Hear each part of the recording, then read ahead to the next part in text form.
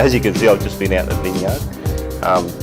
But that's, where all that hard work from the vineyard now in the winery takes place. So this is where we now have to capture what the vineyards produce and then put it into this glass. So that when people go, they swirl their glass, the aromas or the volatiles lift off.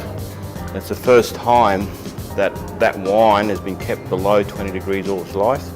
It's the first time when you actually drink that, it goes over 20 degrees to 37 and your volatiles lift off, and that gives you the experience. If you've got those flavour volatiles, that's a nice wine, that lift.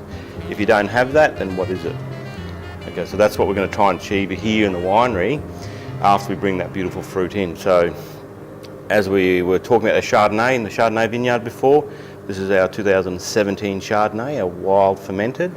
It's a bit quiet in the winery now, but what process we're at now is just finishing and polishing these wines so that they're a beautiful experience and ready for bottling. So we're getting basically ready for bottling. But just if I go through a bit of the process, so we've got these volatiles, we need to protect them from oxidation, from oxygen. So as soon as we come in the winery or when we're picking, we try not to oxidise or break that fruit, and we start protecting everything. So we go through crusher, we hand pick, then we go through crusher, through press, and then we do flotation. So flotation is injecting the juice at a pump with suction with nitrogen and pressurising it to 4 bar pressure and then releasing it into a tank.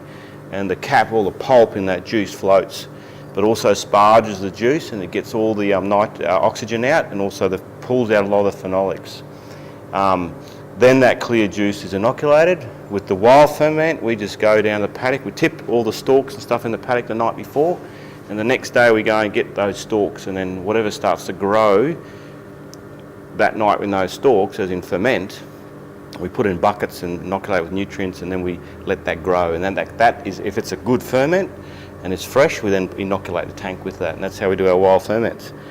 So that's sort of how it works. So the whole process, as was just said, is minimising oxidation, but then oxygen is a really important factor that actually is the molecule that will allow the yeast, if it gets it, to make some chemicals that are actually really friendly and nice. So with oxygen, we want to manage it. So during fermentation, we do micro-ox, we add oxygen in at micro levels, below oxidation, but to allow the yeast to do things. And that's the same thing that's happening in barrels, is these barrels are sucking in roughly about 70 milligrams per month of oxygen, and that's binding to the tannin, the short chain tannin molecules, and they become big long molecules, which then softens the red wine. So same thing happens in wood, but through science and the research, we know how it happens now, so we can actually do the same in tank. So come around, we'll taste a couple of things and just talk about those.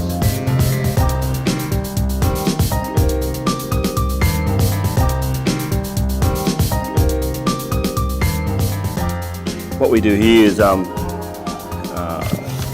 towards the end of vintage or prior to bottling, the red wines have been sitting maturation,